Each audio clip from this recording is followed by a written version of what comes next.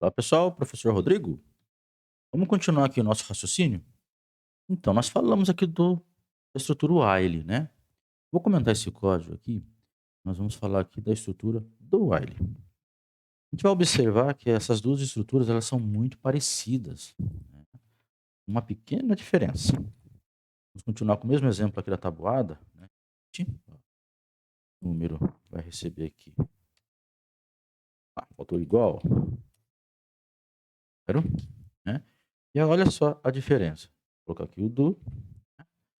A diferença dessa estrutura é que o nosso no do while, o condicional ele vem embaixo, né, enquanto que na estrutura while, o condicional é feito no começo do nosso código, tá, começo do nosso código, ou melhor, começo da estrutura de repetição, aqui na estrutura do while, ela vem no final, tá, ela vem no final da estrutura. Então vamos continuar com o mesmo raciocínio aqui de cima, ok? Vamos pegar aqui, ó, enquanto o número for menor ou igual a 10, eu vou executar a nossa tabuada. Vou copiar aqui e vou colar aqui, ok? Vamos colocar aqui agora a tabuada do 3. O 2 pelo 3, né? E eu também preciso do meu incremento aqui da minha variável, né? Mais.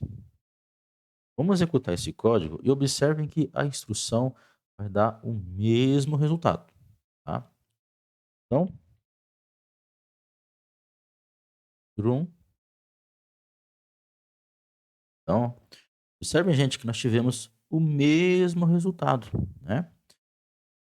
E toda a lógica, né, todo o conceito empregado na estrutura while, nós também empregamos na estrutura do while. Bom, mas professor, qual a diferença então? Né? Por que que eu tenho as duas estruturas se elas no final fazem a mesma coisa, né? Temos uma pequena diferença. Pequena diferença. Vamos imaginar aqui, por exemplo, eu colocar aqui o número 100. Olha só. O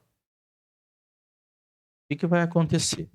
Se nós observarmos aqui a nossa condição, eu tenho aqui falando que essa condição vai ser, né, a estrutura vai ser executada enquanto a condição, a variável for menor ou igual a 10. Pensando assim, eu tenho 100. 100 é menor ou igual a 10? Não é. Ele é maior que 10. Então, essa condição é falsa. Então, o que que você acha? Vai executar esse bloco ou não? Antes de seguir com o vídeo, dá uma paradinha, pensa aí, depois você continua para você entender. Bom, ok? Vou executar aqui então. Passa a tela, executar.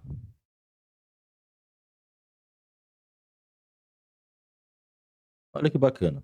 Ele executou só uma instrução e depois parou. Ele não executou do zero, né? Por quê? Vamos ver lá? Vamos analisar e entender. O que que acontece, né? A variável que vale 100. Só que a condição, ela é verificada no final da instrução. Então, para isso, ele vai entrar dentro da estrutura, ele executa a linha, então vai ter aqui 3 vezes 100 é igual, né, a 300. O 100 vai passar a ser, nessa linha aqui, ele passa a ser 101, e aí ele verifica, 101 é menor ou igual a 10? Não, falso. Então, ele não vai voltar para executar. Não volta, isso aqui ele não faz. Como ele viu que a instrução, que a condição é falsa, daqui ele já vai e finaliza, né, continua executando o nosso código, tá? Então, qual é a diferença, né, entre o while e do while? O que você tem que pensar? Pensa a seguinte situação: você tem um bloco de código e você precisa que esse bloco de código seja executado pelo menos uma vez, independente da situação, tá? E depois dessa primeira execução, aí sim você analisar, se tiver uma situação dessa, aí você usa a estrutura do while.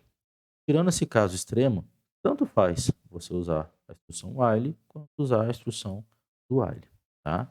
Só para a gente ver aqui, ó, eu vou comentar esse cara aqui, só para a gente fazer né, poder comparar aqui, uma comparação, eu vou tirar o comentário da estrutura while.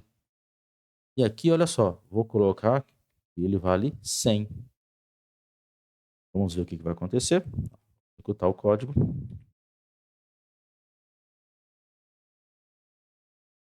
Olha só que nesse caso, né, a estrutura nem foi executada, né? O que aconteceu aqui? Ele entrou na estrutura, na verdade ele nem chega a entrar na estrutura, né? Ele vem, como o condicional está no começo, ele logo de cara verifica, poxa, 100 é 100 é menor ou igual a 10? Não, é falso. Ele não é menor, ele é maior. É falsa essa condição. Como a condição é falsa, né, esse bloco aqui só é executado se a condição for verdadeira. Então não é verdadeiro, é falso. Como isso aqui é falso, o que ele faz? Aqui ele já pula e vai para o final do código. E lá no final do código nós temos, né, nosso fim de código. Foi isso que aconteceu, tá? Então, observem que se eu vou tirar o comentário dos dois, tá? Vou voltar para o 10, ó. Vou voltar aqui para, na verdade não, vou voltar para o 0 aqui. Vou tirar esse comentário. Tirar esse int aqui também, senão vai dar erro. Eu não posso declarar uma variável duas vezes. Eu posso reutilizar a variável. Vou setar ela para 0 de novo. Salvei. Vamos executar aqui, ó. Só para a gente ter certeza, né? Eu vou colocar aqui um console antes do while, ó. Console.writeLine. Estou trabalhando aqui com o nosso bloco while. Vou pôr aqui 2/n para ele quebrar a linha para gente. Aqui não preciso, na verdade. Vou deixar só assim.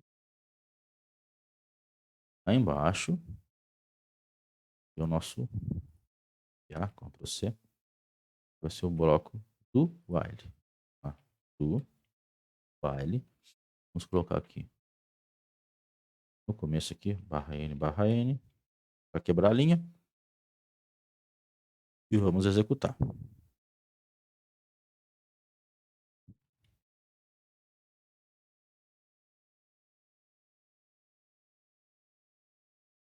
Ok? Então, observe aqui que o while, ele imprimiu a tabuada. Imprimiu a tabuada do 2. Depois aqui embaixo, ele imprimiu a tabuada do 3. Né? Então, a gente consegue ver aqui, né? Perceber aqui, no contexto geral, eles tiveram a mesma ação, o mesmo movimento, né?